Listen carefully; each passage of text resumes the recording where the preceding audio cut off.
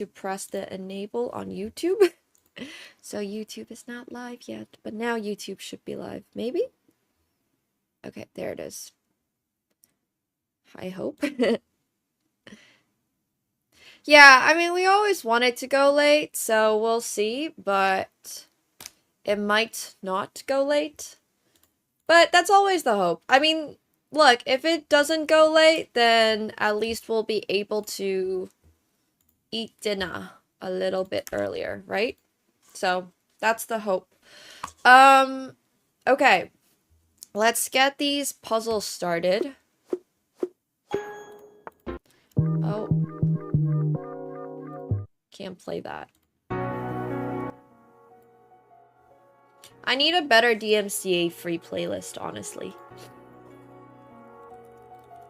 Let's try EDM for the vibes. I would like some better EDM for the vibes. Okay, gaming music. There we go. I found a playlist called Gaming Music. Nice. There's one at 1 a.m. tonight, like your time 1 a.m. I hope. But yeah, I do plan on playing that one, the 8 p.m. one, the 8 p.m. Eastern one. So we'll be playing the Big O tournament, and then we'll be playing the Hold'em tournament as well. So for those of you who don't know, Big O is just PLO 5, but with high-low. Which I guess is actually not that easy to explain, but it is what it is.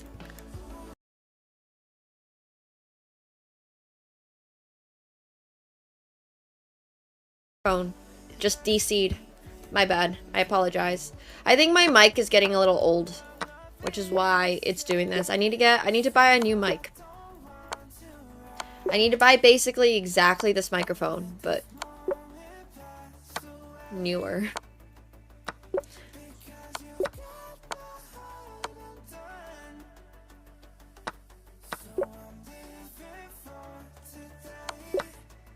The Wave. Yeah, the Wave 1 is so good. I think I bought a Wave 3 at some point, and then I don't know what happened to it, so it's fine. What the hell? Bum, bum, bum. Bum, bum. Alright. Let's do this. Sniffly.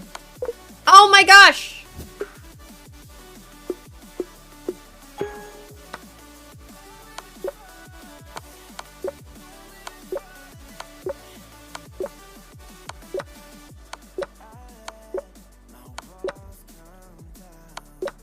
No, I think it's just the allergies.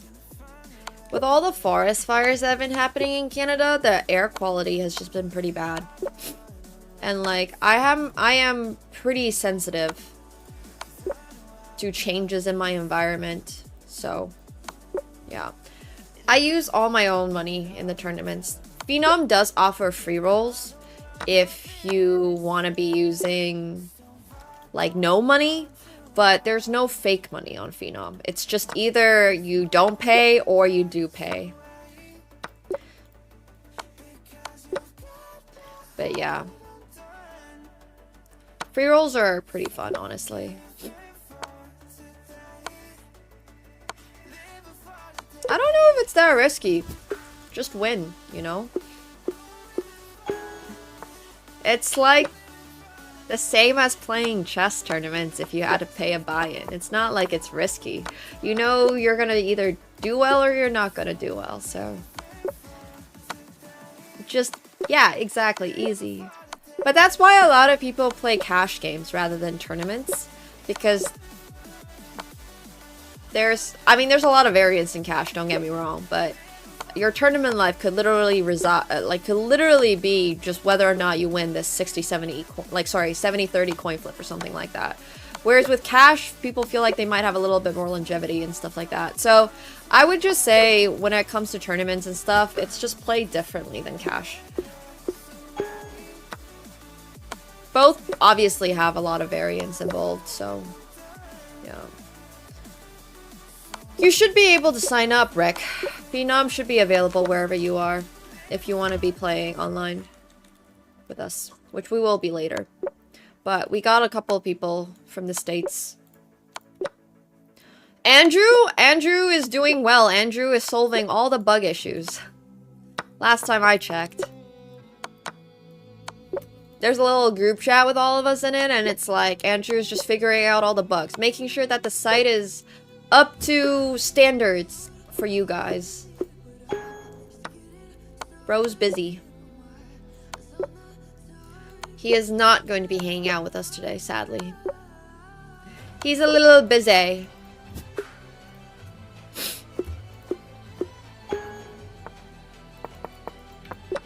Bro's very busy. I don't know what's wrong with my puzzle solving today, but I feel very slow. Maybe it's because the board's too big.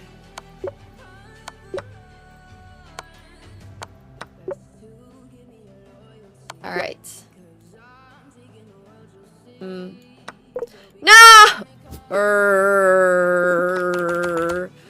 Of course, you can take that rook with a check.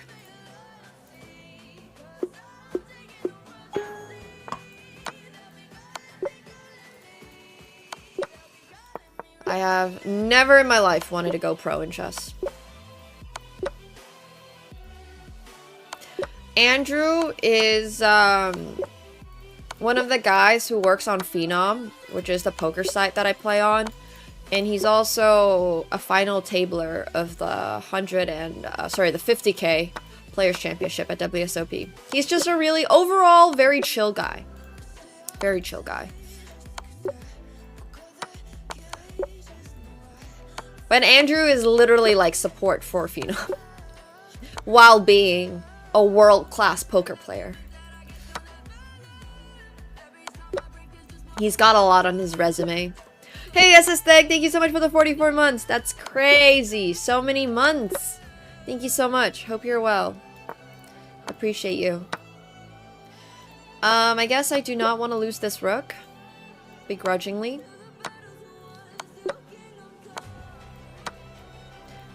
Oops, I grabbed the wrong pawn.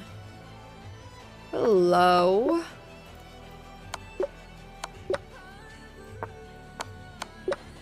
Alright. Feel like my brain is finally warming up a little bit. I hate it when they give me those type of puzzles that are like, okay, find the rest of this checkmate. When it's very obvious, if I found the very first move, I would probably find the rest of that checkmate. But I see how it is, chess.com. You just want me to spend my time.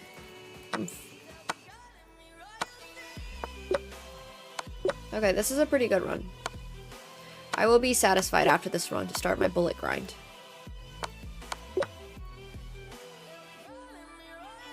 Well, yeah. Oh my gosh, this is so cute. That's a cute puzzle. I like it. Where's Boy Shack? He should mark down that puzzle for our future shorts. Okay, so here, here, and here. And then...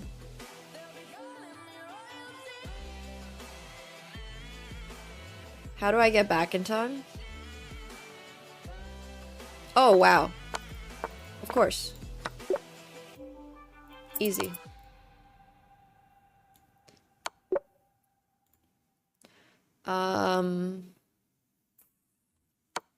This one first, and then this, and then this. Alright, this is just a free bishop. It looks like we might have more, but we do not actually have more.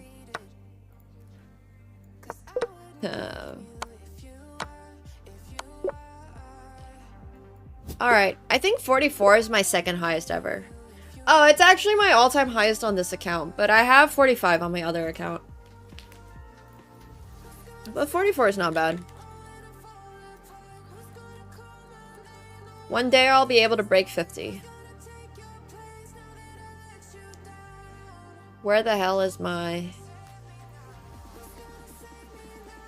How do you see someone's stats on the other account? Puzzle Rush! Yeah, 45. Okay, I have 45 on my main account. This is my secondary account, so.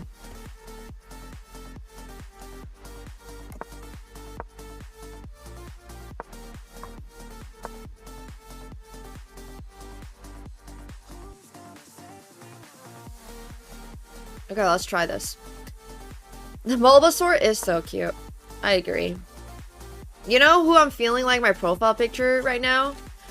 Cubone.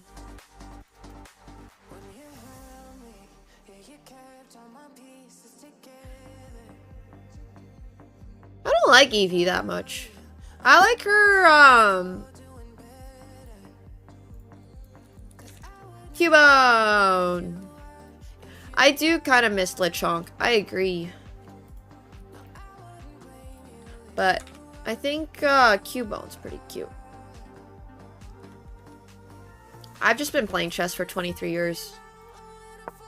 If you play chess for 23 years, you too will be able to solve these puzzles, trust me.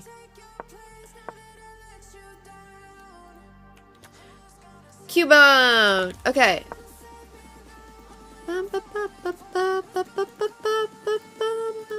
How do I add a new profile picture on chess.com?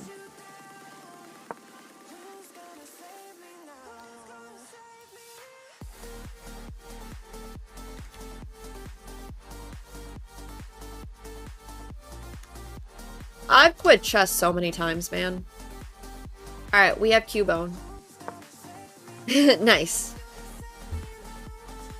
But I guess most recently, I swore I would never play a classical game. What? It didn't change. I swore I would never play a classical game of chess again. Back in like August of last year, so it's been a full year since a classical game of chess. Which has been pretty nice. But before then, I told my mom I was never going to play chess again when I was like 17. I actually ended up playing for fun when I was in university. But purely for fun. We won like Canadian championships and stuff like that. Like collegiate championships. And then, yeah. So, I don't know.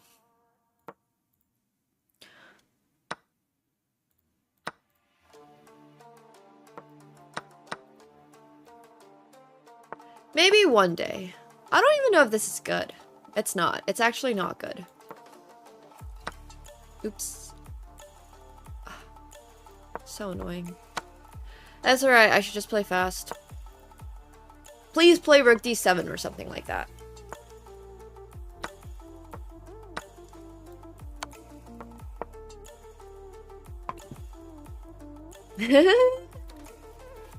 Nice, Bob.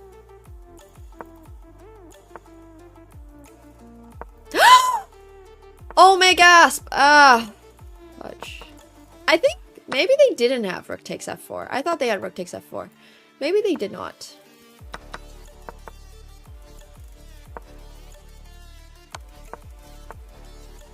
Ah.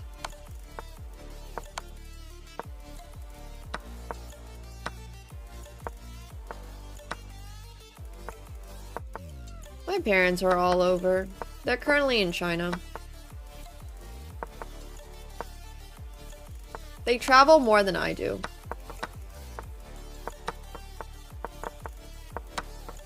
Bless their souls. Actually, sorry, aside from my parents, my entire family is in China. Oh, I have an aunt in Sydney. And that's about it. Everyone else is in China. But I also haven't seen them in like 20 years, so. Oh, I don't think there's a single way for me to find classical fun. The only time control I like playing is 1 minute.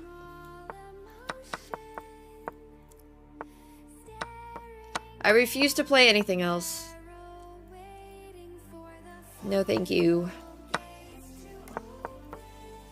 Oh, I forgot to ask them to go to Pop Mart. I did tell them to buy me Jade, though. I fear if I give my dad too many errands, he's just gonna forget all of them. And then I'm not gonna get my Jade nor my Labubu's. So I currently want Jade more than I want Labubu's. So I'll just assign them one mission for now. Okay, not literally 20 years, but I haven't been to China in probably 6 years now. It's been 6. which is very sad. I would love to visit, but I do not have time. Thank you so much, Zuka, for the gifted sub. I appreciate that. Thank you. Hell yeah. True, you know what? You're right. I should just assign Labubus to my dad and Jade to my mom. Great idea. Thank you. Why didn't I think of this previously? Oh no, my rook. I don't know what Noritake is. Noritake also sounds Japanese. Yeah, like actual Jade. Oh, my rook! It's back! A Labubu robbery, huh? Should I be concerned?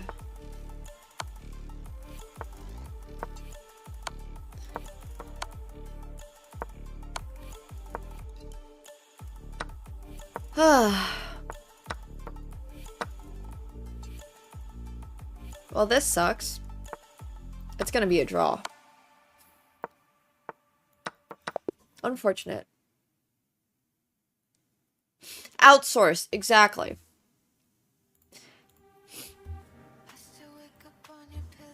I have no good ideas for this goop. I mean, obviously China is a good place to get real jade, but I would also recommend just Chinatown. It's much easier to find real jade if you can speak the language. If you speak Mandarin and you actually ask the shopkeepers and you're like, hey, like, you need to get somebody who is Chinese to go get jade for you. Because if you're not Chinese, then they're very likely to just get you, like, green marble or green glass, whatever it is. So I would recommend finding someone Chinese to accompany you. Yeah. I don't really know what jade production is like these days, but obviously the cheapest ones are not going to be real. But I also don't think jade is that expensive of a gemstone, or like, yes. So get someone Chinese. If you, yeah. Hey Initiative, thank you so much for the 38 months. I appreciate it. Thank you. Hell yeah, thank you. Yeah, if you can speak Chinese, you can definitely go look for it in Chinatown. Absolutely.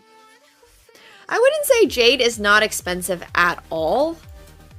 It's certainly cheaper than a lot of other stones, but high quality jade is not like... There's some very expensive jade stuff. Like there is... Whether it's because of craftsmanship or whether it's because of the actual material itself, there can be expensive jade. So.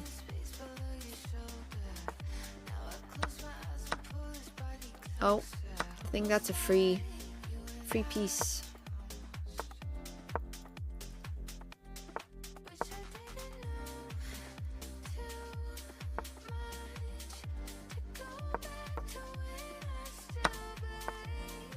Yeah, maybe. I don't really know the exact pricing of jade. I was just kind of feeling it. I just want to wear some jade. That's it. I feel like it will go well with all my maroon outfits for the fall. You know? I strongly disagree. I think a lot of people undervalue products and materials from the East, and they undervalue craftsmanship. There is really no reason for a lot of diamond stuff to be marked the price they are, but because of demand and because of marketing and because people have said that it is worth this much, it is worth that much. Whereas a lot of East Asian cultures have historically just worn jade for centuries, and therefore people just view it as less valuable. So, I strongly disagree. I think that's a very West-centric. Correct. We can also manufacture diamonds these days.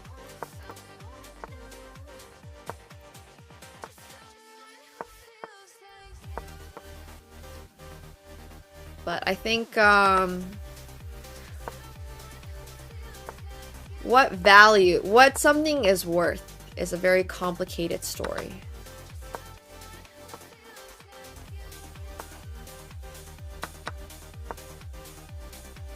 Exactly. Pays for itself.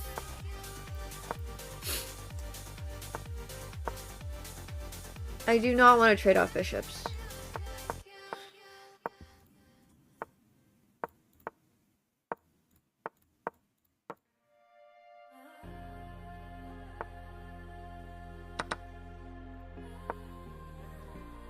We're just talking about the value of Jade overall.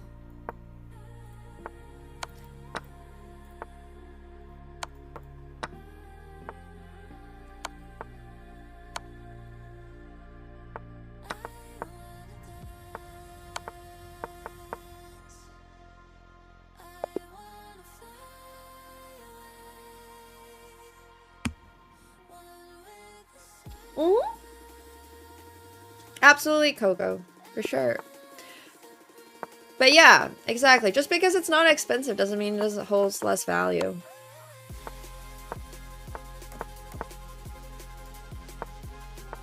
What the hell is Jade? Yep, if you don't know what Jade is. But that's literally my entire point, is that, like, see, Ika also has no idea. They're probably not East Asian. They probably have no idea how people value Jade in the East. And they're coming from a very West-centric viewpoint.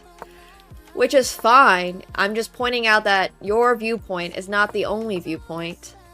And there's a lot of other cultures out there that do view Jade as valuable. And there's Jade ornaments from millennia. So...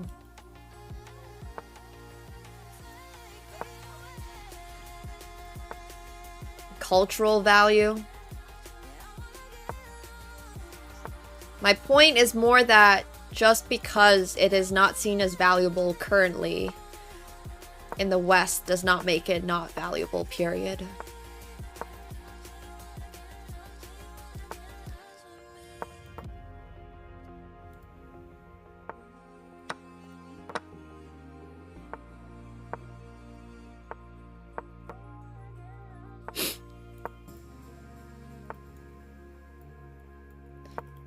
But at the end of the day, it is a rock.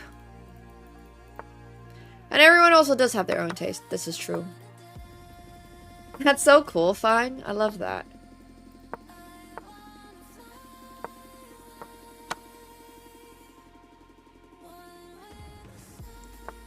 Oh, that's awesome. Whoop.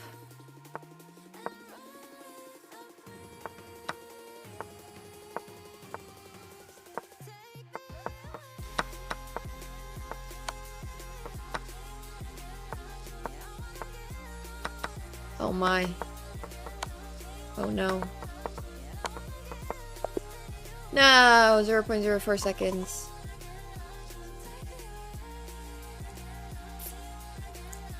It's less about whether or not Jade is known, and it's more about whether or not people are willing to pay for it. Because I think one of the biggest problems with, like, Asian cultures reaching the West, which has thankfully changed a lot in the last couple of years, is that, like, it was always seen as supposed to be cheap.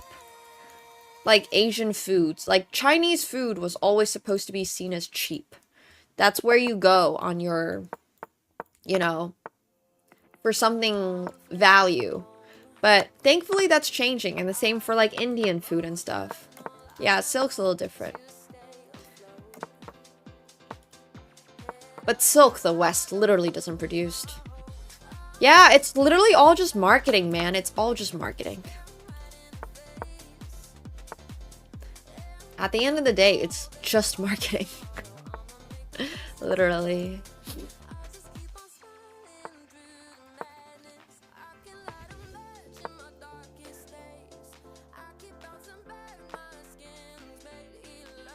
But...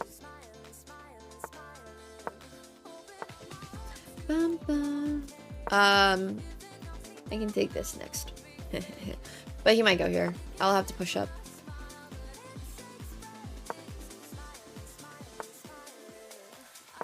Oh. I really don't like Sog, though. I don't know why. I just don't like spinach when presented in Indian flavors, I guess. I don't mind regular spinach. I just have something very specifically against sog. Hey, Joe Logo. Thanks so much for the Prime. Welcome back your 4th month. Thank you. Hell yeah. Well, Asian food is definitely... I wouldn't say it's having a moment. I think people are just realizing how good Asian food can be and how diverse Asian food can be. And how it makes sense to pay certain prices for Asian food that they probably wouldn't have paid before. But now they're willing to pay it because they're like, oh shit, this is actually good. You know, I think that's what's different. Like, in the past, I feel like people would only pay certain prices if it was French food. Or if it was made by this chef or that chef. But now people are like, oh my gosh, this food is actually so good. Why don't we have more of it? So, I think Asian food is starting to really have like a good run. I think it's been made much more accessible in the West with immigration and chefs that are inspired to actually give the best version of their food rather than the cheapest version of their food.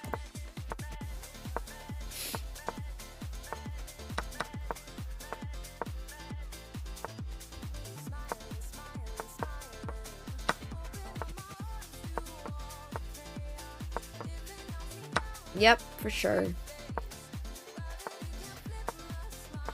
Now my butter chicken is like 25 bucks. Instead of 20, it's fine. I'm not annoyed about that at all.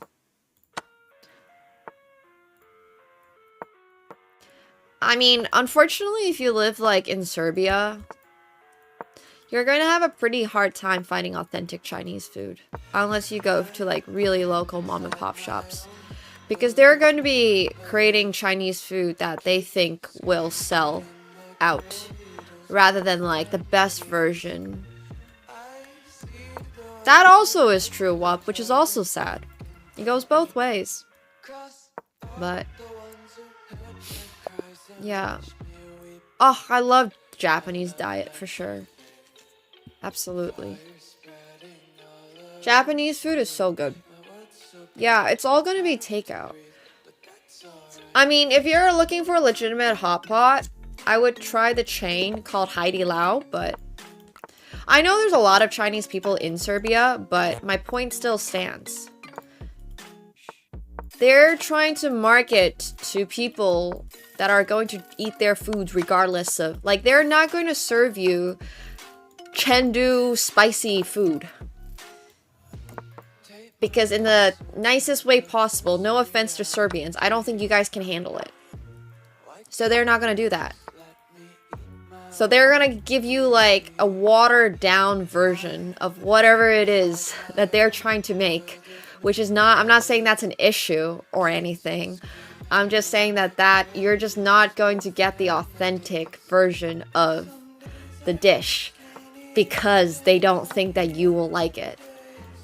Oh my gosh, they're not going to give you chou tofu, which is like one of the best. Oh yeah, there's just so many things they're not going to present to you. So you're probably going to get like orange chicken, some beef and broccoli, you know. Yeah.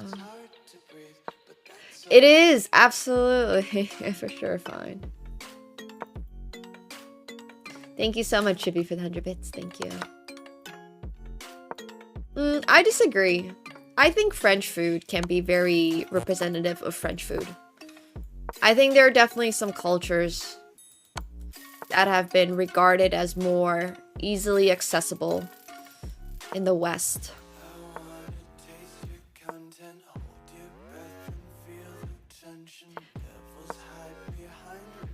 Yeah. But you're just probably not going to get the 100% authentic version of anything, really. So...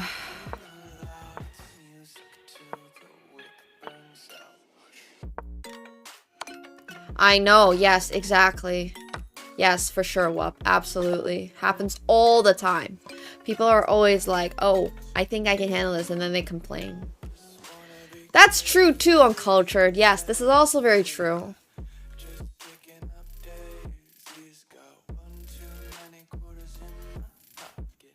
I mean, buffets obviously exist in China, but not in the way that they try to make it in the West. That's not something that China really does. Like I've said, Chinese food is so diverse. There's multiple different cultures within China. There's, you know, just off the top of my head, there's like Sichuan, there's Beijing, there's Shanghai, there's like Guangdong, like Kanto, there's like my province, Hubei, which nobody really knows about at all. And when I try to explain Hubei food, it's like, well, it's kind of like Beijing meets Chengdu or something, but it's just, there's so many types of food. Yeah, it's just so crazy. There's so many different types of food. You can't just summarize Chinese food into like a orange chicken and broccoli and beef. Hey Zimor, thank you so much for the prime. Appreciate that. Thank you. Wuhan 热干面 is a signature Wuhan food, or sorry, Hubei. Actually, specifically Wuhan food. It's basically like a bowl of noodles with sesame or tahini sauce. I mean sesame sauce in China, and then it's got like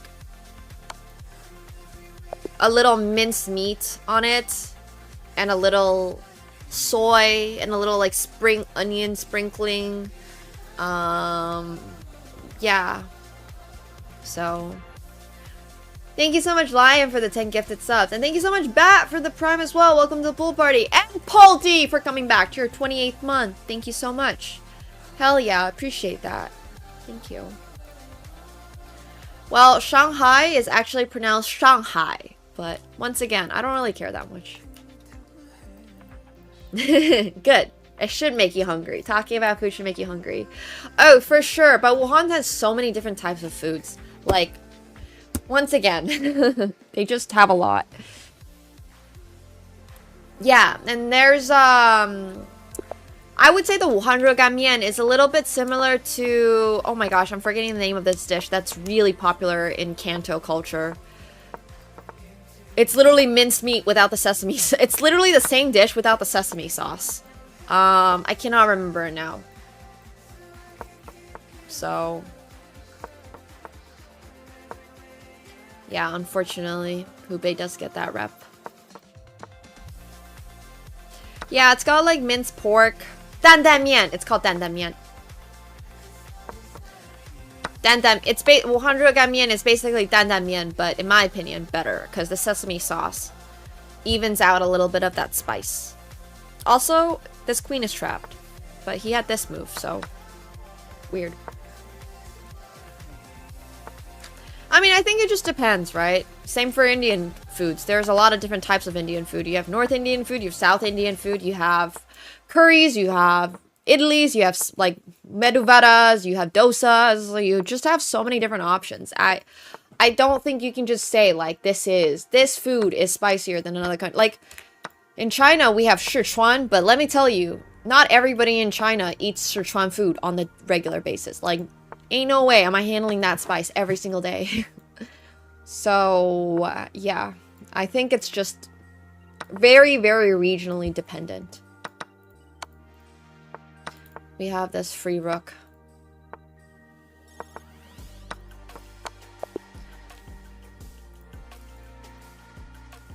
Soba noodles are going to be Japanese, though. I have had Shanghainese food, yeah. I've had a lot of different types of Chinese food. You hate red bean? Aw, that sucks. I love red bean. I can't handle spice very well. I grew up in Finland, so my palate's not very trained. But I've been, like, gradually over the last couple of years of my adult life, I've been gradually gaining more spice tolerance. That's so funny, fine. Hell yeah, I love that. So I would have to admit, I don't love spicy food, but I also don't know what my spicy level is compared to the average. Like, non...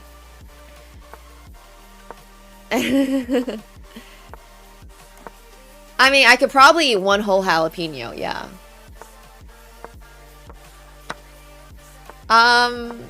I I mean, I would say if you're in Canada, if you're in Toronto or Vancouver, Toronto and Vancouver have some of the most authentic Chinese food in the, like, outside of China. Same for Indian food. If you've been having Indian food in Toronto, you probably have had some of the more authentic versions of those Indian dishes, which is kind of cool. That's one of the things, that's one of the reasons why I do like Toronto a lot. The Indian food here is so good. It's so freaking good. We have areas that are like Brampton or Mississauga and stuff like that. And there's a lot of like just immigrants from India and different parts of India. And they bring their own like take for whatever region's dish it is. And it's super cool. Yeah, there's a lot of Cantonese, but I've also found Northern Chinese in the Toronto area. I wouldn't say it's Toronto, but Toronto area. So, yeah, gochujang is really good too.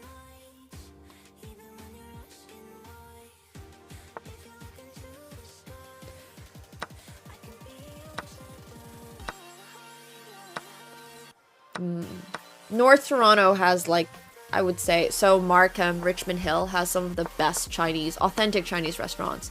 But even downtown, there's a place called Chengdu Street Food that my friend from Chengdu actually took me to, and it was so freaking good.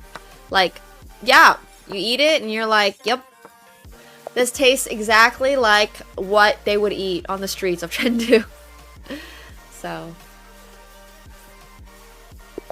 I honestly haven't had that much Pakistani food.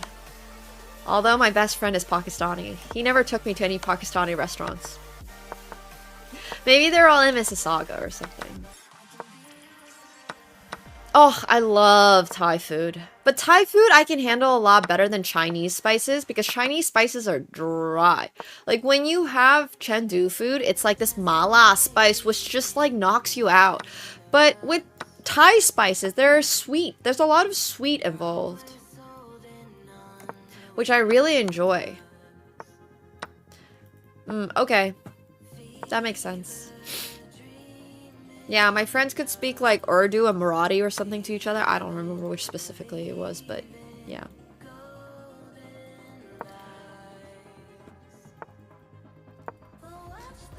Thai spicy I can handle a lot better than I can handle Indian spicy and Thai spicy much better than I can handle Chinese mala spicy. Like mala just kills me. Mala is just... Bro. My tongue is just like numb. Literally numb. I mean, that's why it's called mala.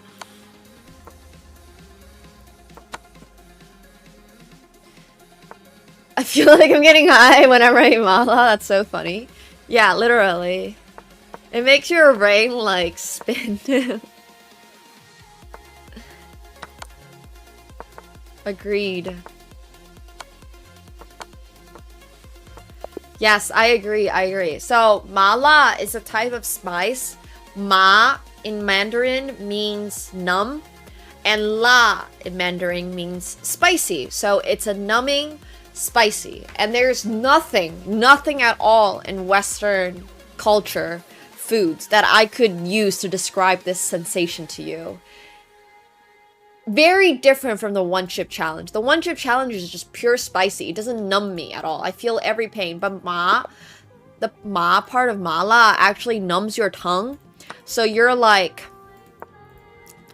your tongue, you literally stop feeling your tongue in some ways. It's like peppercorn, yeah. I guess if you ate a whole canister of peppercorn, you might get to that. So... it feels great. I love it. You eat it... so people from Chengdu eat it on, like, everything. They put this flavor on everything. It's great. You should try it. If there's a Chengdu restaurant near you or anything like that. Chongqing is also another type of food that will have a lot of mala. They're all in this, like, Sichuan area. So, yeah. You should try it.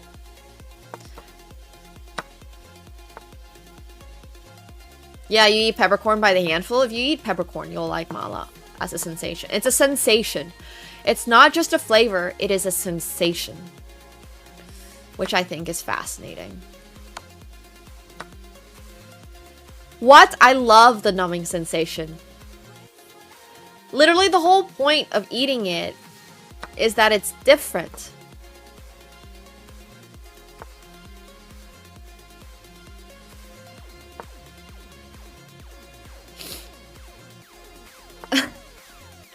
Alright, I am not eating any Sichuan flowers.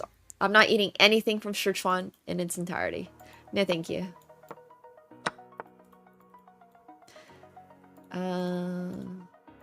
Yeah.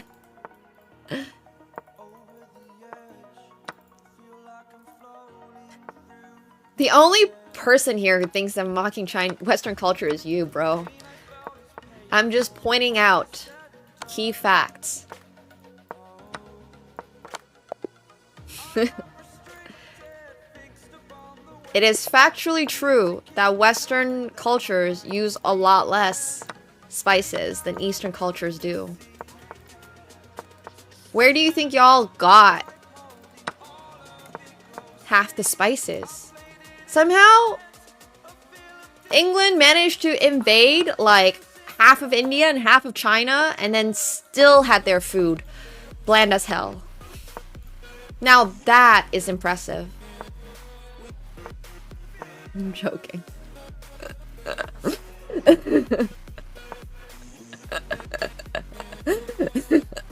They got the tea. It's alright. It's getting a lot better. It's getting a lot better. Their Indian food is a lot better.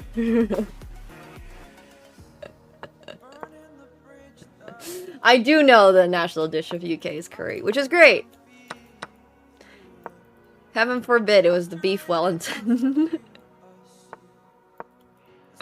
No, yeah, obviously a lot of African spices too.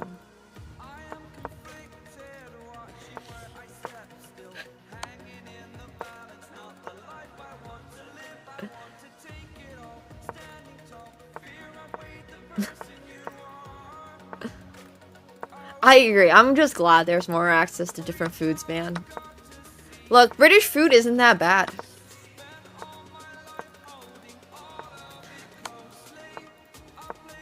At this point, you've got there's some really good British restaurants. London, like food in London has gotten, like London is probably in the top 5 food cities in the world. So, yeah. I think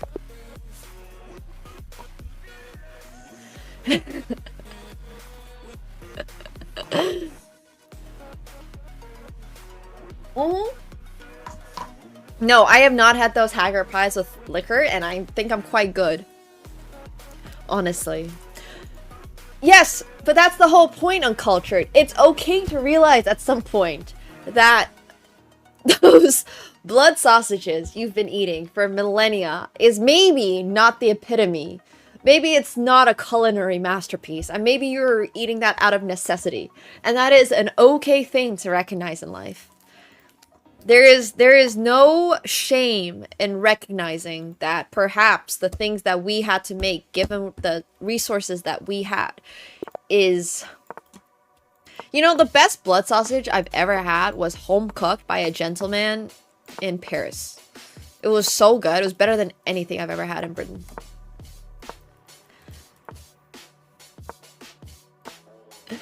But there is good British restaurants and good British food. There's a really famous chef named Claire Smith, and she has Core by Claire Smith in London, and it's really good. And it's a lot of peas, I know, and a lot of potatoes and lamb, but it's really good. I really like it. I really liked it. Do I think she's reinventing the wheel on the scale of like global cuisine? Maybe not, but it is very good British food. And it is iconically British food. So, I don't think that's entirely true. I think you guys need to give Britain a little like I'm joking about it, but Yeah, I think Britain has come a long ways.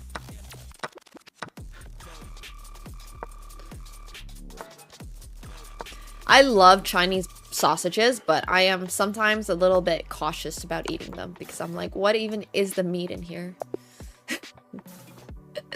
So, yeah. That is, I will admit, that is one thing about Chinese food that I am not entirely comfortable myself with yet. It's the mystery meat sausage, and it's just the mystery meats. There's a lot of mystery meats. There's a lot of, like, a lot of the food is still extremely affordable. Once again, I would love to have the ability to give some of these, like, older, like, ladies and unks and grandpas on the street, like, a good ingredient and see what they can do with it, because I think a lot of the time, unfortunately, Chinese food is still a little bit capped by the type of ingredients they use because they're trying to go for cheap. They're still trying to go for cheap, and I understand that. That is a large percentage of their customer base. That's what people who regularly buy their food is able to afford. But as somebody who has grown up in the West, I would love to try something that's a little bit more just like, I would love to see what they could really do with, like, good, healthy ingredients. Yeah, but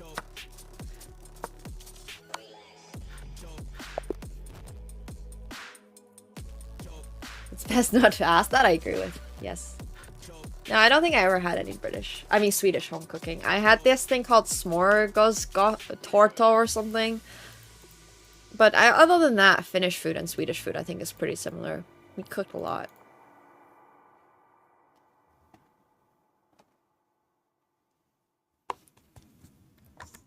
They don't season their fucking food. It's so funny. This guy is playing with a pink chessboard. Did you guys see that? That's actually really funny. Yes, premium meats. I would love to see more higher-end Chinese with using premium ingredients like the French do. Yes, absolutely. Yeah. Like, just think of how good some of those dishes could be if you used minced meat that was not a mix of whatever it, like, you just use good, like, healthy pork, like, whatever it is, right? I just think it would go so far. There's so many dishes I can think of. So, no, this is on the alt. But yeah, it would be really cool. But thankfully, there's also customers that are willing to pay those prices now. So now you're getting Peking duck using some of the best duck.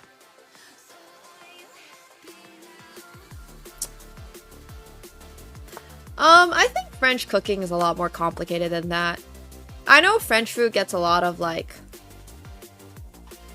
I don't even know what you call it. I wouldn't call it hate, but gets dismissed sometimes. And there's, like, you just use butter, which is true, they use a lot of butter. But they have all these different techniques. Just think about it. They have, like, flambé. They have... I can't remember the exact names of all these techniques, but yeah, you get the point. Oh, yeah, for sure, Whoop. Pretty funny.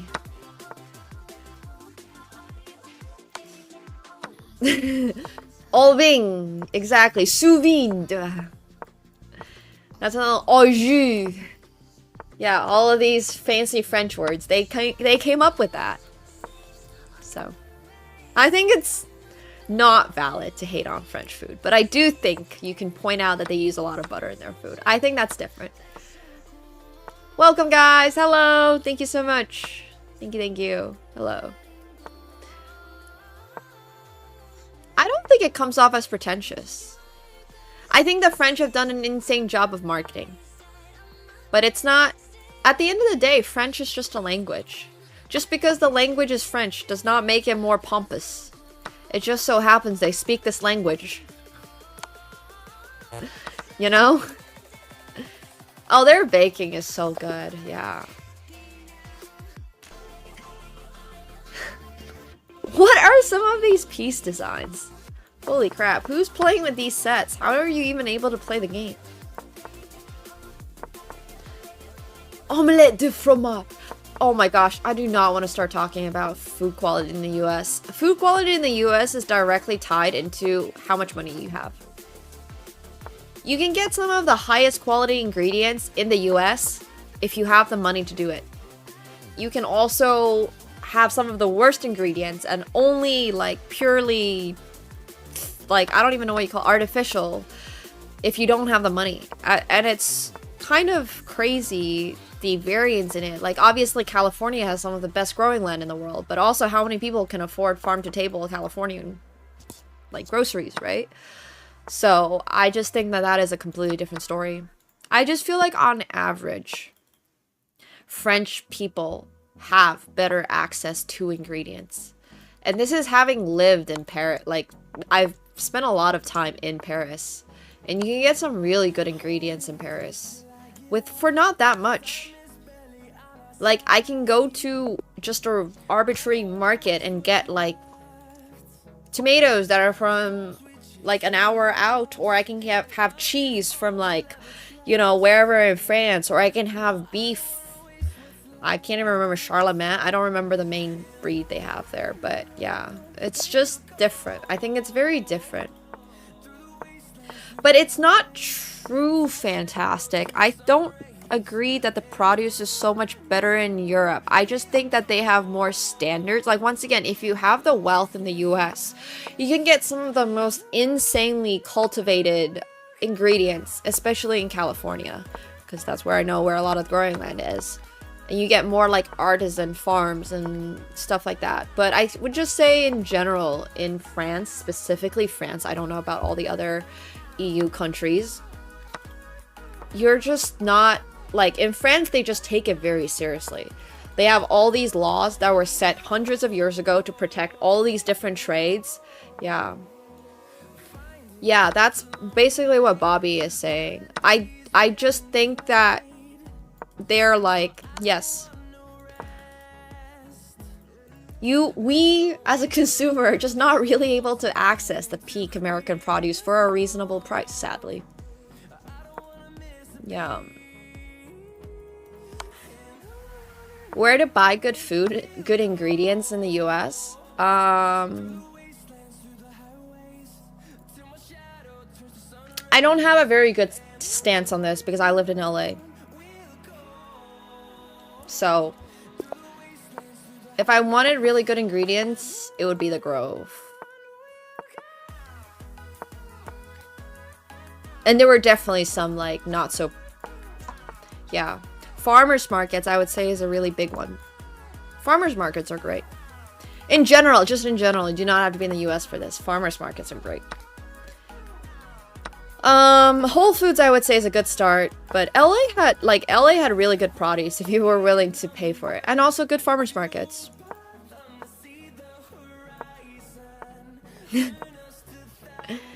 Yeah. Oh, I'm sure Oregon has really good farmers markets too.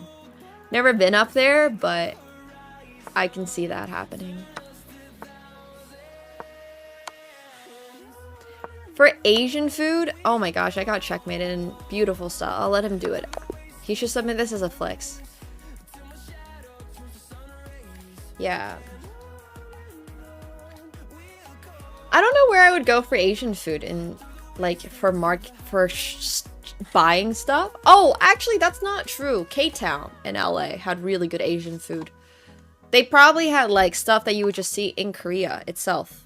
They had, like, all these fancy peaches and, like, pears and all these different ones that I've never seen before. I can't remember the name of it now, but there was a really big chain when I was living in K-Town that had all this. I don't know the name, but K-Town has a really big, like, Asian grocery store that is probably pretty legit. Other than that, I don't know. It was probably Kmart. I remember it having Mart in the name. No, it was not Erewhon. I've never been to Erewhon. never went to Erewhon. I have heard a lot about it, but I never ended up there. That's funny though. That's very funny. I think so, yeah. But it was a really big one, so I don't know if it was Kmart, because it was humongous. Yeah, no, I actually didn't get the chance to really visit San Francisco. I mean, sorry, visit Chinatown when I was in San Francisco. I did a very brief walkthrough, but I've heard great things about San Francisco Chinatown. H Mart is the one that's in Canada. But I'm not sure. Thanks, fantastic. Welcome back to your 36th month. Thank you so much. Appreciate it.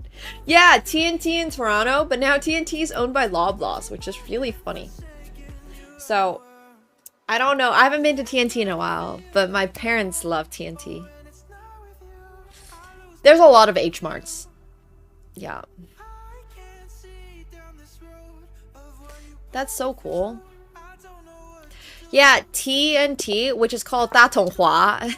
It's not the Mandarin version of it. Doesn't even start with a T. It starts with a D. But for whatever reason, they call it TNT. So, T with a little like the squiggly and TNT. But yeah, it's called Datonghua in Mandarin, and it's just like a Chinese grocery store that's all over Canada. It's pretty good. My parents love it. They get all their groceries there.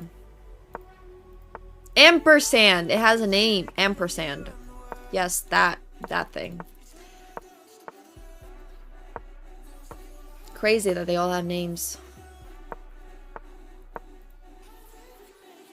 Who came up with ampersand for the squiggly? Thanks, Faker Mod, for the prime. Appreciate it. Thank you. Hell yeah. No, but seriously, who comes up with all these names? Apostrophe is another great one.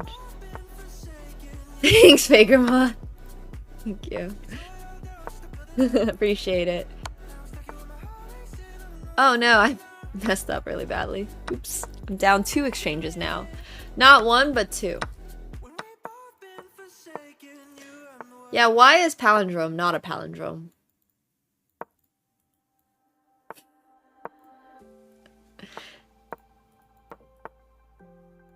Oh! Free rook! Ooh.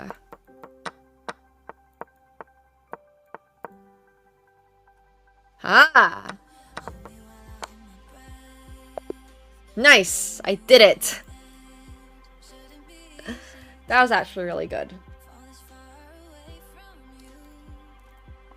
The rook.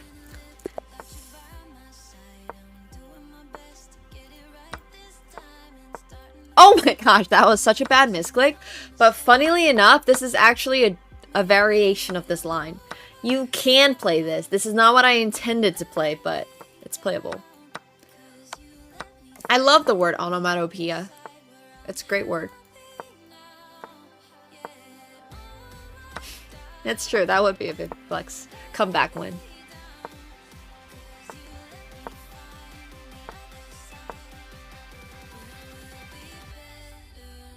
What do you mean? I always play weird opening moves. I don't know any theory, so therefore all my moves are...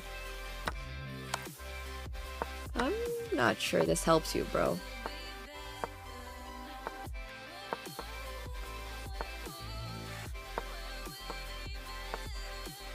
Onomatopoeia is way too greedy for vowels. Onomatopoeia is like the opposite of every Polish word ever. Poland needs to learn a little bit from onomatopoeia.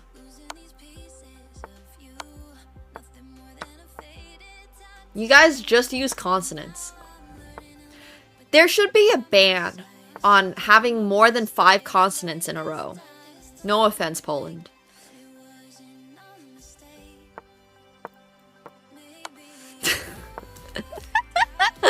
Like, there should be at least 1 vowel after every 3 consonants.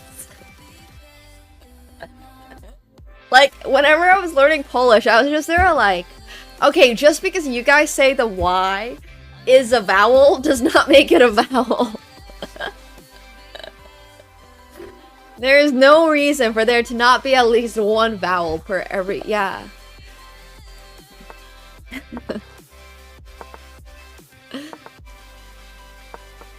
Whoever designed the Polish language just needs to... I don't know. I don't know who designed the Polish language. But whoever designed the Finnish language, which is actually exactly one priest, also needs to be fired. So fun fact, Finland basically didn't have a written language until like more recently in history. Basically the like 1600s or something like that. Because it's just a very, very new language. And the language makes no freaking sense is all I want to say about the language. Whoever designed it needs to be fired.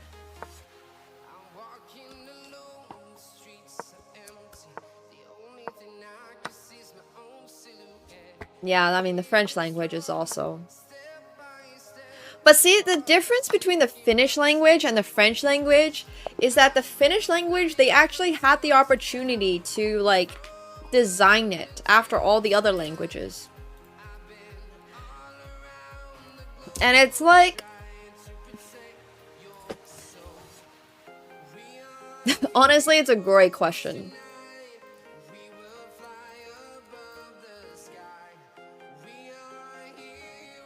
So...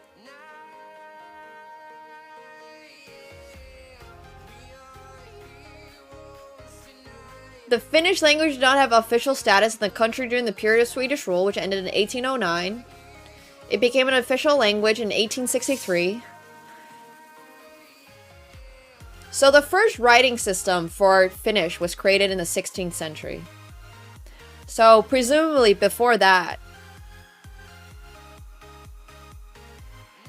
it was only spoken. Yes, absolutely. Well, I guess I can't really hate on it that much, because, like...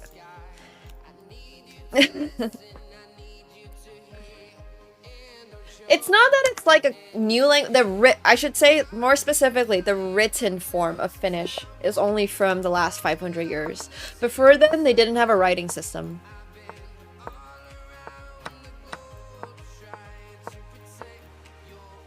Whoever came up with the grammar in Finnish also needs to be fired, because it is the most complicated grammar in the world. Finnish grammar is like the opposite of Chinese grammar.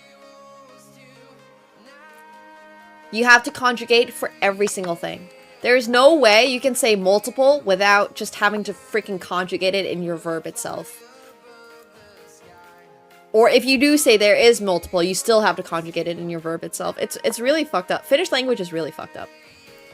Would not recommend learning it for any reason. Oh, trust me, Finnish grammar is much harder than Serbian grammar. Not the same. Not the same.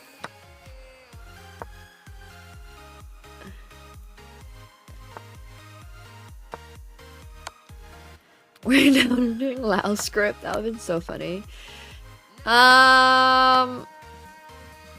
No, you guys don't understand how complicated Finnish grammar is. Okay, here.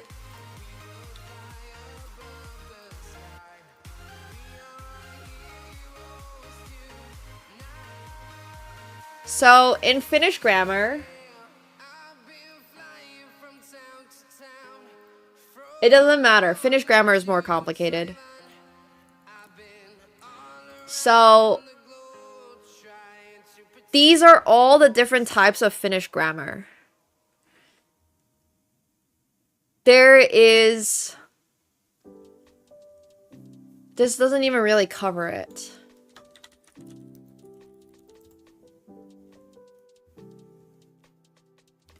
Here are all the ways you can conjugate a verb in Finnish.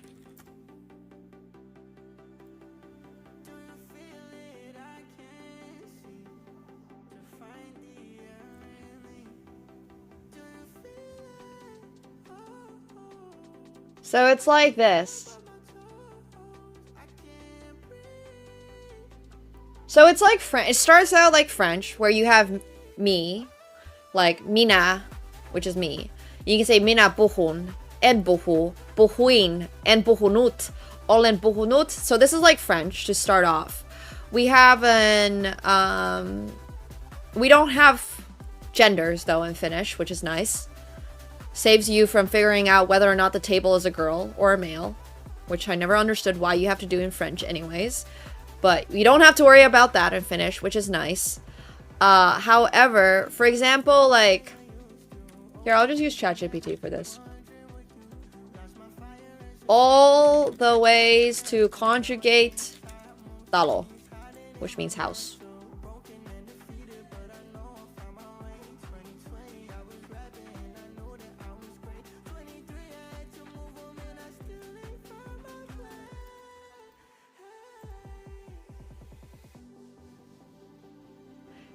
Okay, so I'm getting complete table. Yes. Okay, so here's my conversation with ChatGPT about this. Wait, let me pull it up.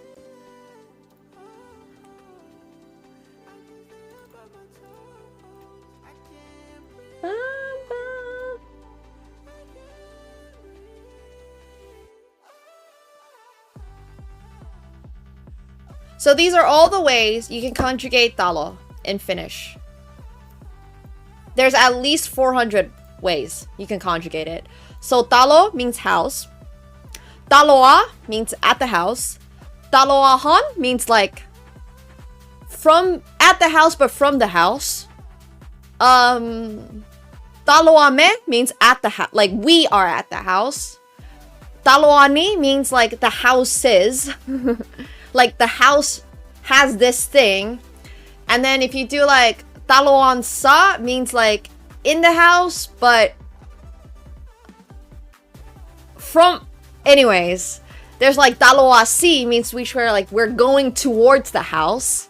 There's like taloiden, which is also another version of the houses. No, you can't. This is what the Finnish language looks like. There's 400 different ways you can conjugate any given noun in Finnish. None of these are even house party. None of these. These are all different ways. These are the different ways of having to say house in Finnish. There's also more, by the way. This is not even all of them. Oh, wait, this might be all of them. Oh, there's 1,580 legal ways to conjugate house in Finnish. 1,580 ways. Correct. It is incredibly inefficient. Yes. Yes, that sums it up.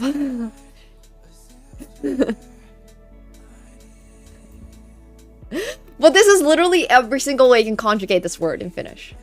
You're welcome. What tournaments are we playing later? We're playing big... There's a PLO 5 at 6 p.m, which we're gonna skip, and then we're gonna play Big O.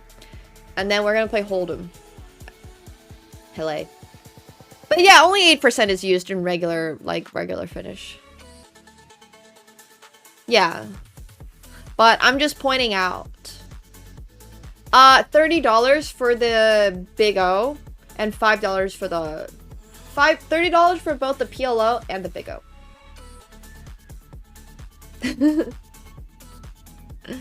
So, Big O is 5 card, Omaha, high low. And then there's also PLO 5. I don't know, Alzuke. I don't know. Honestly, it's actually just so complicated. It's so complicated. Instead of just adding more words to make the sentence easier. Yes, it does. Correct, Optimus. So instead of adding words like you would in Mandarin to just say more or something, you have to put it into the noun conjugation itself. Well, there is the Hold'em tournament for a $5 buy-in. I'm doing... Oh, today? I didn't even tell you guys about this yet. But today, if you win any of these tournaments that I will be playing in, or if you knock me out, we'll give you rewards. So... English is my strongest language by a landslide. But I would actually say I'm the most studied in Finnish. Because as a kid, I had to do all the Finnish as a second language classes. So I actually know about all these conjugations. Whereas with English, I kind of just spoke the language. Yeah. When you play poker against somebody and you are the one to kick them out, that's called a knockout in Finnish. Like, you know how you punch somebody in boxing and they get knocked out? It's literally the same thing. So, yeah, for sure, Hele. Alright, if you're gonna play, I'm super down. Do you want to play PLO 5 as well? If you play PLO 5, Hele, I'll play PLO 5 with you. I was gonna skip the PLO 5 and just warm up with a little hold'em. So, but I'm super down. I went to international school in Finland, which meant that like 75% of my classes were in English. And then I took Finnish as a secondary language until grade 5, after which I guess the teachers deemed that I learned enough Finnish that I could be in the mother tongue class. So then I did mother tongue Finnish, and then I moved out of Finland, and then I had to go back and do when I was in high. Anyways, it's a long story. Okay, sounds good. We'll both play we'll play cash at 6 in that case. Cash hold'em at 6, tournament starting at 7. So that should be good.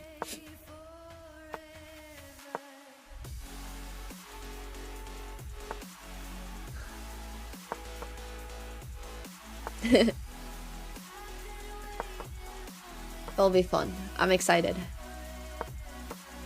I'll just have you know, I won a Big O tournament a few weeks ago. Sä puhut suomea? What? That's so cool. Hell yeah. I'm sorry to disappoint. I speak no Norwegian whatsoever. None. I think it massively depends on what type of teacher you had at your international school. So I had an English teacher who was from Britain. So I learned British English growing up. And then my mom also taught me British English. So that's why I have like some random words that I pronounce. I always have U's in my letters. Like I always, yeah. Spelling wise, I'm very much using British English.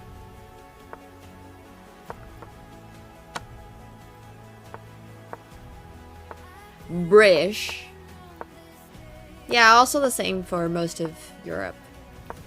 You're being taught British English.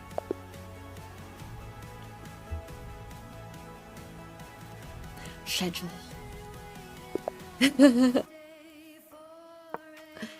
I wish I had time to learn Spanish. Spanish would be fun to learn.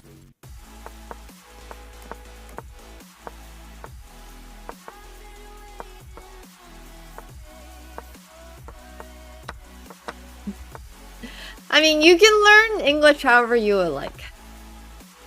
But I don't know.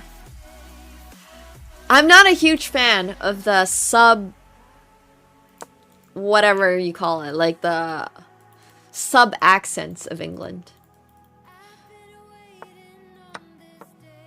I can say jag pratar svenska, but I don't speak any Swedish, so I don't know.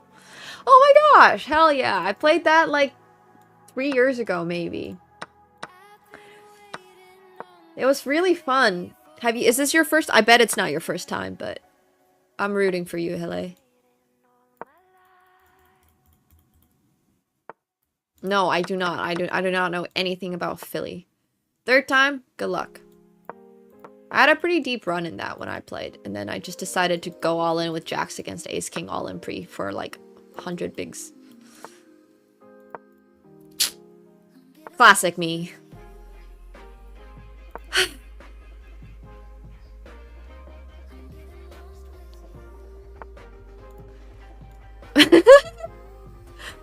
Badoogie. I like the word badoogie a lot more than I like the word yolo torto. Yeah, it was Jacks all in pre-flop against Ace King.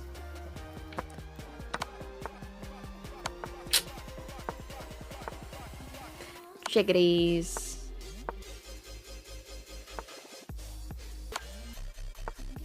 Good old Jacks. Always losing with jacks, no problem. Surely I do not get checkmated, right? Okay, good. Yes. I did run into ace king suited. And then I lost. But it is okay. This was 3 years ago. If I had won, I would have been massive. I would have been chip leader, probably.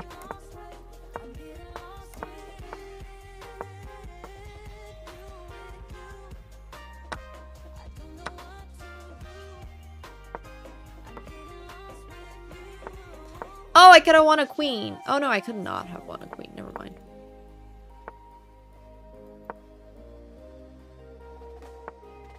Yeah, no, I don't get it. I don't get it at all, yummers. American slang is not something I really ever understood.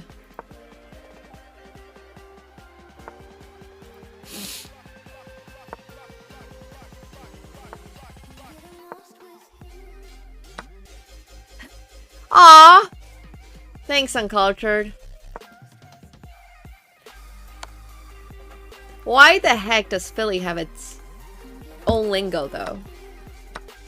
Now, that's what I would like to know. No matter how you play them was wrong. Exactly. It's so true. No matter how you play the chickadees, it's always wrong. There's never a way to play it correctly. Yeah, but like, whatever. I don't even really have a context to how close Philly and Boston are to each other, so...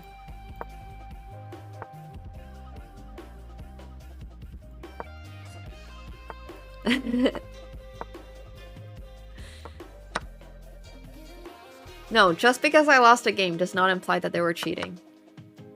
It's much more likely that I was playing a bad game than that they were cheating.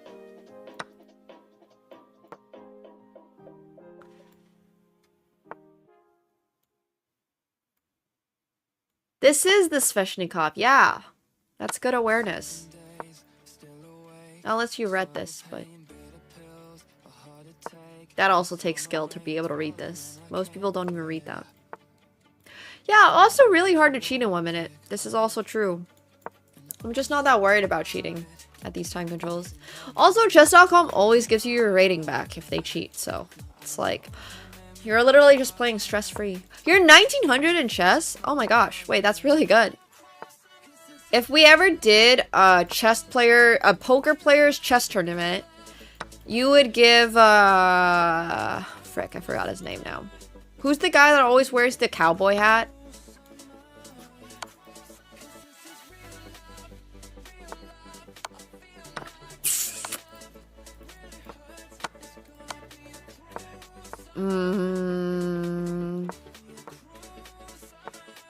Forgetting his name. He is not dead. No, I'm not talking about Doyle Brunson. I'm talking about the guy in poker who is 2100 in chess. Different guy. Ah. Ugh, I'm forgetting him.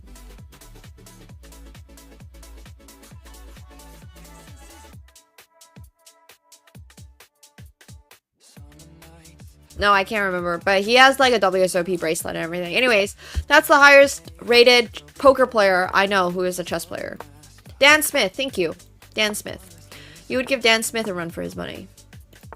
Dan Smith is like 2100 FIDE. But yeah. It'd be really fun to do like a poker player's chess competition or something. Honestly, it's the willingness to spend your entire life on a game. Because poker, like chess, requires a lot of time, effort, and energy spent on a game that might not give you instantaneous rewards. If you have an analytical mind and are willing to use it, then yeah, chess and poker go really well together. Dan Smith, give me a WFM, something like that, yeah. Sounds about right. Also, something about how, like, I don't know. Chess makes you hate yourself sometimes. And I feel like poker players enjoy that for some reason. And they're willing to bash their head into a wall. So, maybe there's something there about masochism. There's definitely a little bit about masochism that I think both players do tend to enjoy.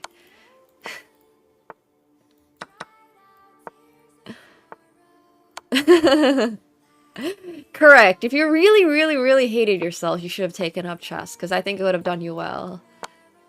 Yeah, no worries. I got you.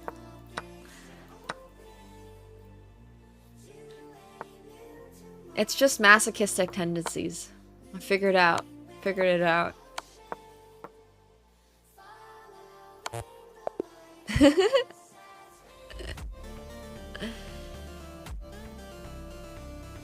There's reasons poker players like chess and chess players like poker. But I do believe 90% of it is literally just your relationship with your soul. No, I think checkers players like themselves quite a lot. Sounds good, Hele. We'll be playing poker in 30 minutes. 24, technically.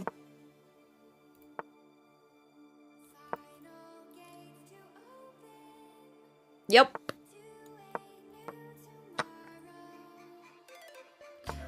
I could never play Go.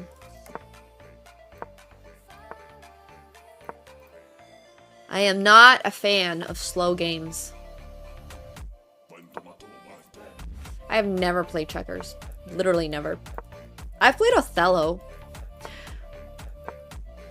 which is interesting, but not checkers.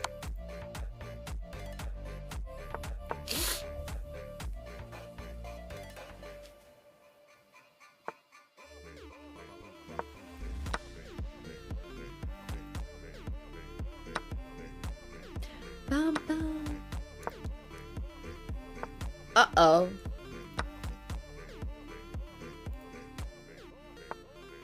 Well, you can play smaller boards on Go. You don't have to play 19 by 19. Yeah, League is my favorite game. Another game for masochists. Not gonna lie.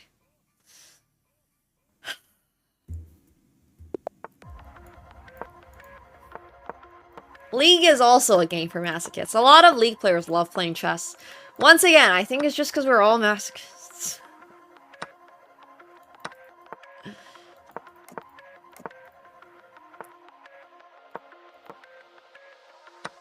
League is literally just Stockholm Syndrome Simulator. So true. Literally. Not only are you wasting your time, you literally cannot even win anything. I have tried Dota. I am not big brain enough for Dota. Dota requires way too much clicking. And what do you mean I have a turn speed? I do not want to worry about my turn speed. No thanks. No Dota for me.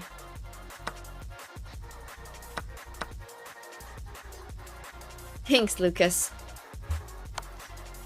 My APM is atrocious.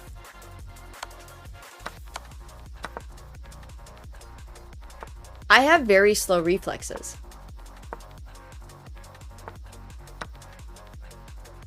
I don't know why. I just do.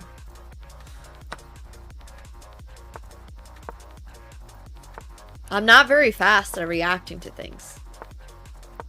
I'm faster than most chess players, which is how I can play Bullet, because most chess players have very poor reflexes. But for a gamer, I have very, very, very, very poor reflexes. My favorite champion is Irelia, so you're not that far off. I'm a very low APM Irelia player. I love playing high APM champs, but I have... there's a lot of compilations out there. It is not my thing. I don't know why. I truly cannot tell you why. I'm very slow.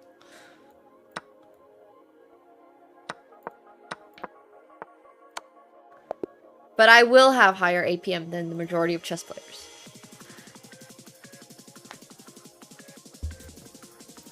Well, I think pro gamers are like 20 MS or something, so probably not great compared to a pro, but I'm sure for a regular human, you're just fine.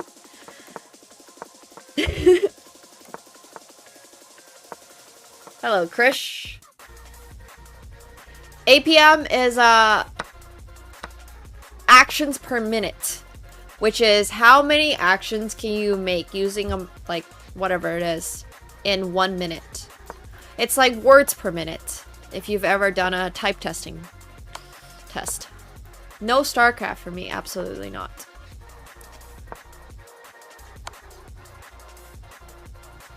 I don't think I know what Simon Says is. What is 27 Simon Says sequence? What does that mean?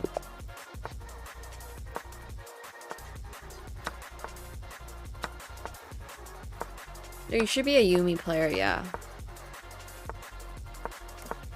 I don't think so, Petty. Actions per minute is specifically what you do in-game, not talking. Because if I was able to talk and have that count towards my APM is insane. But no, I don't think so. Hell no. That's not how they count APM. APM is actions per minute, not words per minute spoken.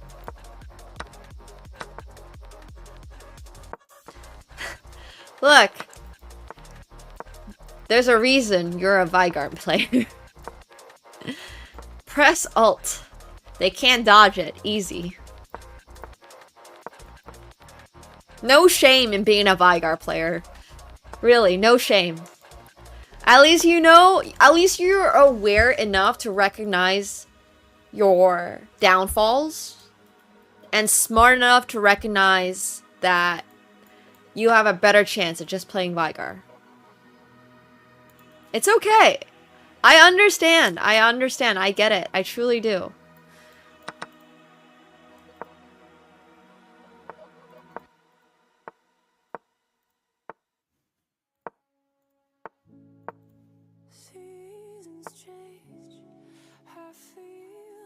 Alright. Oh no! It's okay. He blunders checkmate in return.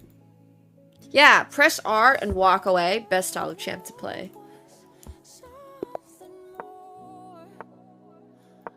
Trying to think what other champs can press R and just win.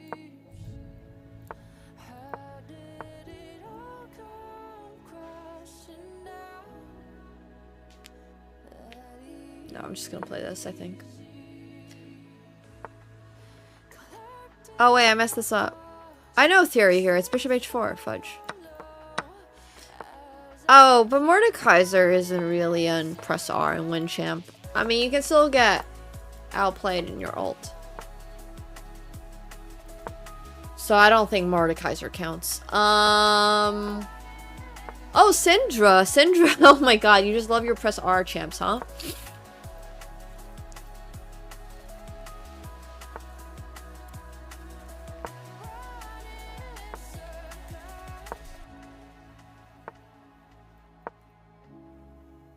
You're my least favorite type of player.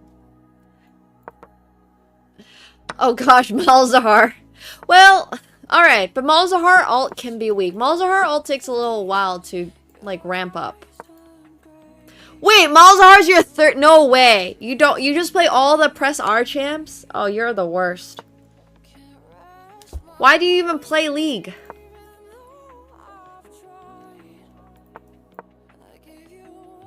Why even play at that point?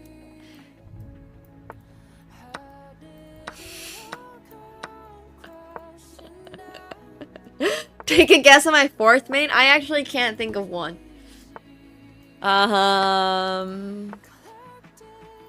What are the options? Yeah, no, bro's literally the London player of League.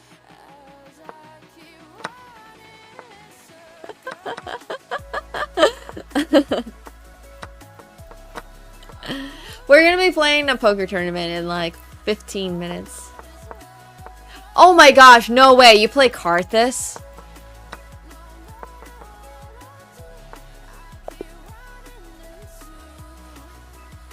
Has to be Karthus, right? It has to be Karthus. No. Oh, Yeah, okay, you know what? Soul is not. Reworked Soul? I don't think Soul has that strong of an ult. What is his ult? Right now? I don't even remember what his ult. Oh, it's the blast. At least I think it's the blast. I don't remember, actually. It's been a while. Kiana? Kiana's not that good. Oops, I misclicked. I was trying to go here. Sad.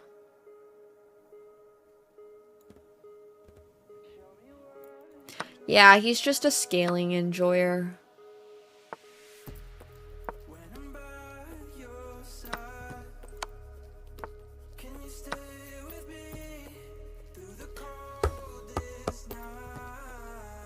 But it's crazy you don't play Karthus. I would have played Karthus if I had your player pool. My favorite champion is Irelia by a landslide. I'm like... Yeah. And then funnily enough, after that, I really like playing mages. Like support mages. So. I don't play Akali. I don't play Katarina. Irelia is the only champ in that style I really play.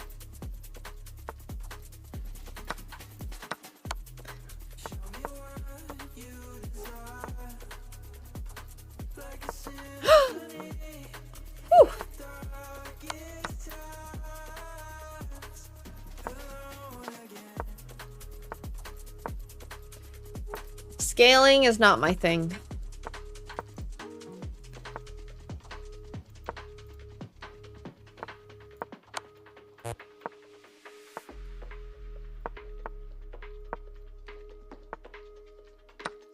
No, I like to play Nami a lot. I really, really, really like Nami. Nami is my old one trick. Oh, you're the worst. Being a Shaco AP player, you're the worst. But I'm like a Nami Lulu Karma type AP support.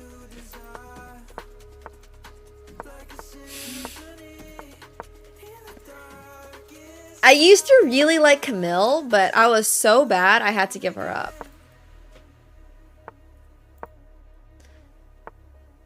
AP Varius seems to be pretty good, I guess. There's also Senna. Senna apparently is really good. Like at least of a few months ago. But yeah. I peaked Diamond 4. Yeah, I like to play flex supports. I have not tried Mel, no. I started in 2017.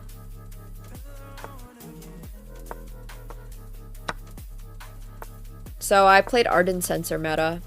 Hence you can guess why my champion pool is Nami, Lulu, Karma. And then after that, I played, when I quit League for a little bit because of university. And then after that, when I started streaming, I got coached a couple of times on Irelia. And I decided Irelia would be my main champ because it was good for highlight clips. Nice, Hele! Hell yeah. Also, if you ever get rake back in the form of Phenom tokens, it might, I'm just saying, don't take this as actual investment advice, but it might be good to hold it because it could go up in value.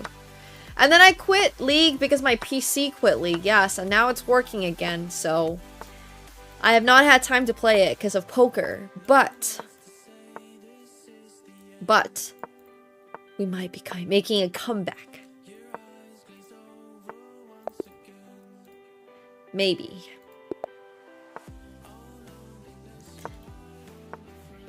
Even if you have it and then you spend it and it goes up in value, you will not get it back, sadly. Yeah, League's fun. I love League. It's like my happy space. I have played professional poker tournaments, yeah. Today we're just playing on Phenom, though. Today is gonna be a online tournament day. Yep, that sounds good. We'll be playing more 50 NL very soon. Yep, Faker's my favorite. I am very much trying. Well, now I guess I don't feel the pressure to go to Worlds, but this year was going to be the year, and I'm still planning on going to Worlds, don't get me wrong, but I was determined to go to Worlds this year because I thought that this might be the last year Faker plays, but Faker just signed another 4-year, I guess, contract, so we're going to get Faker for another 4 years. Let's see how his wrist holds up.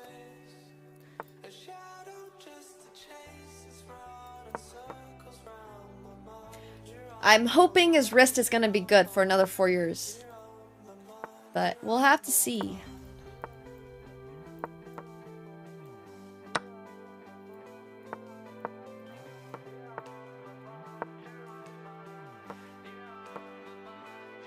Worlds was in Toronto one year? That must have been before I started playing the game. Because the closest I've had Worlds to me is New York City. I went to the Madison Square Garden semifinals. I mean, at that time I was also on CLG, so they were the ones like running the event, which was really nice. But yeah. No, I don't think I was ever here for the Toronto one. In fact, I didn't know Toronto ever had one. I went to the most recent Valorant Masters. Yeah. I know, Uncle Faker just signed till 2029. It's crazy.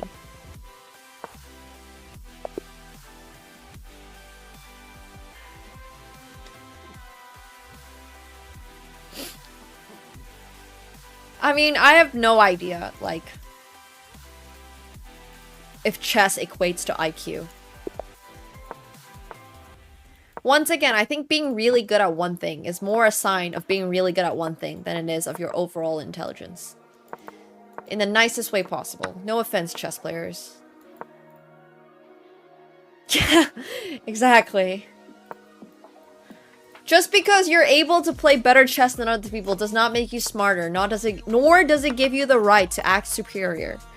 Just want to remind everybody about that too, because a lot of people start acting quite elitist when they feel like they have a certain chess elo. And I'm like, nah bro, you're still dumb as shit. Yes, I 100% agree. It's like testing a fish on its ability to climb trees, but fish of course can't climb trees. So, nice body, nice, good flex. But that's kind of my whole point. No, it does not, Stannis. Nice, good. Good for you. Climbing trees and being able to play chess now, that's a flex.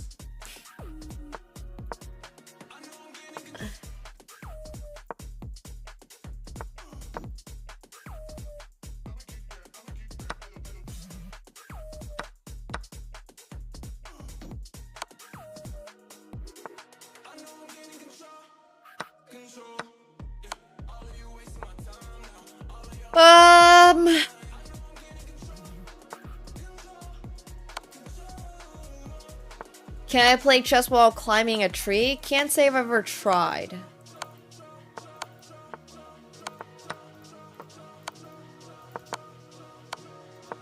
Oh no, I'm getting flagged. I mean, I can climb a tree. You know who can climb trees better than I can?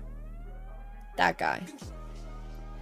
If we combine our efforts between the two of us, we would be the best chess playing, tree climbing combo.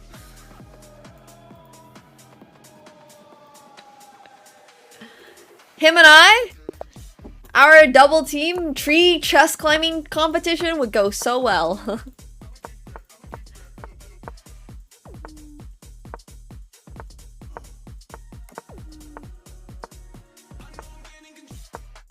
Oh my gosh. Swimming while playing chess would just be literally freestyle. Right, guys? Get it?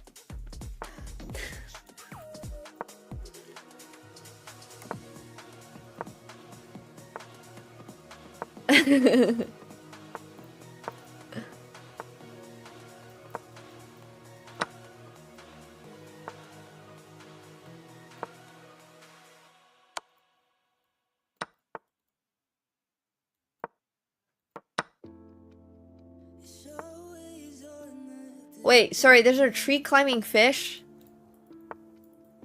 Alright, can't even win in that category.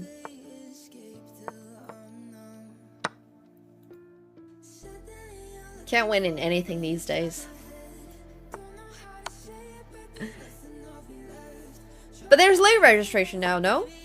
I plan on late registration. I also do not plan on playing the PLO 5 tournament.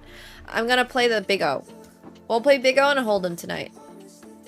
True, but can it play chess? Now that's the big question.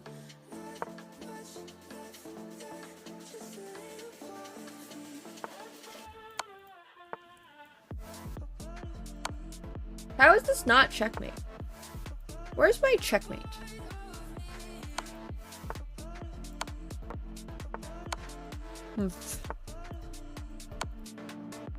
There it is.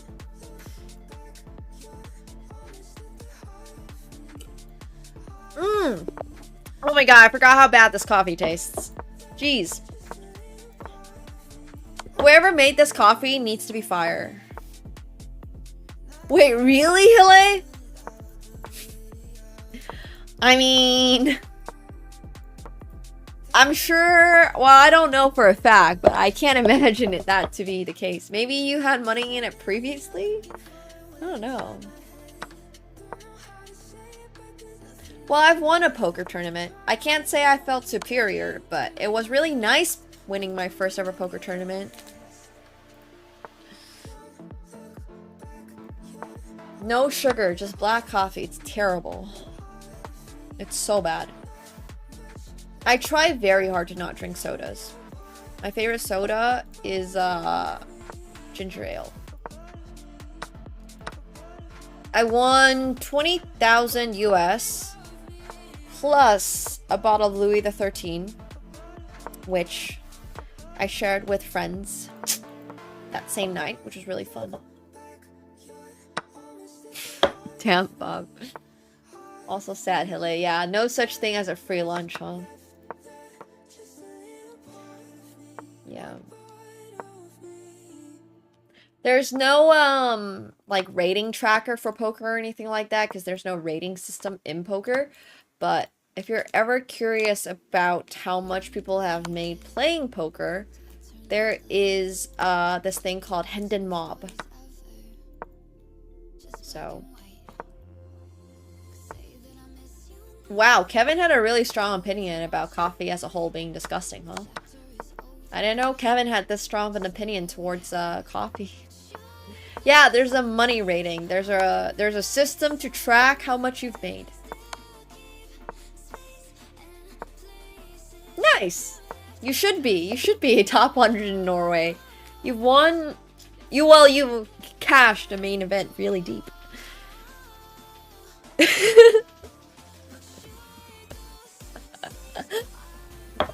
True, Kevin, true.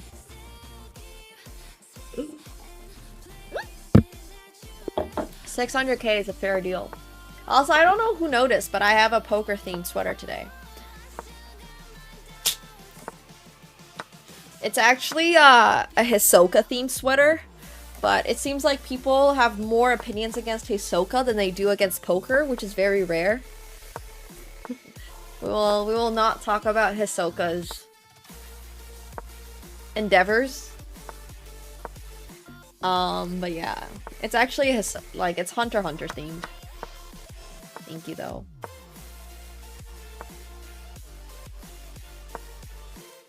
There have been. This is from Shihiko.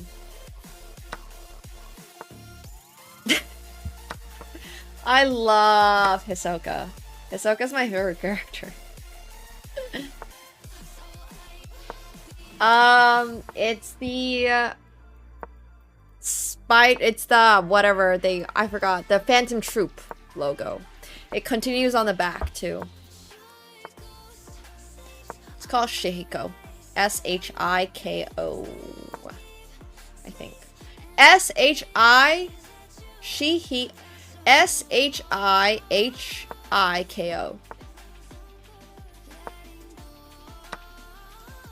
I'm not gonna lie, I've never really thought about Viego.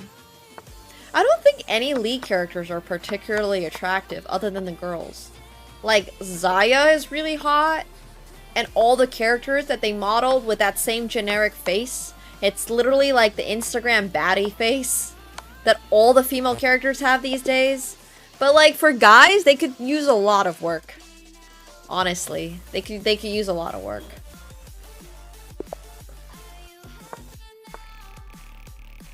Oh my god, this coffee is so bad. Ooh. It's like sour. Why is it sour?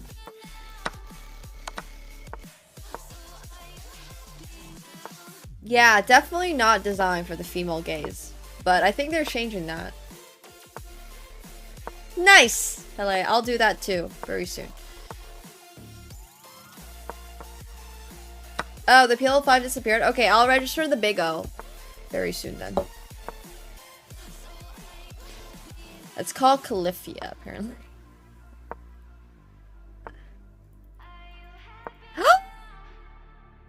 Alright, that's a sign to just stop. It's cool. Alright, guys, if you're watching on YouTube, make sure you're coming over to Twitch. Do the girls like Viego? I don't personally have a strong opinion about Viego. The most attractive male lead character?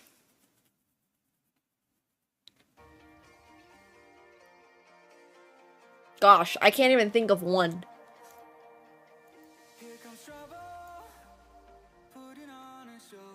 Vigar, of course. Yeah, Vigar. That's it. That's the one.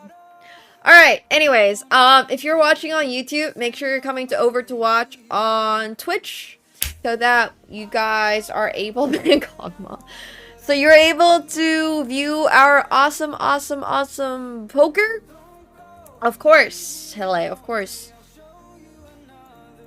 But if you ever have anything you want to say, you might literally get a faster response in the poker channel on Discord, because I do check that all the time. Sometimes I will open like DMs and then just forget about it, unfortunately. That's just a bad habit I have.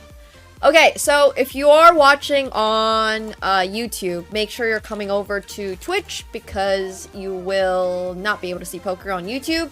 And poker is an awesome time, I promise you. And if you're here already on Twitch, yay, congratulations.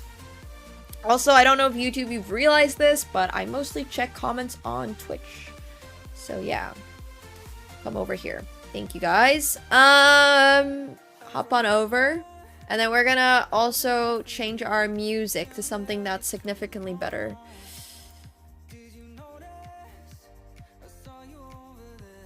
Yeah. Well, you got... I wouldn't say lucky, but at that time, I was actually sending out a request for a new editor, so I saw yours. But I relate. Honestly, I don't exactly know what exactly the regulations are for YouTube on poker. So we're just not gonna test it.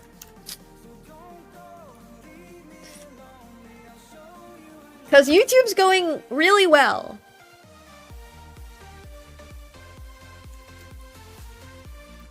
Yeah. That's very funny, actually. Okay.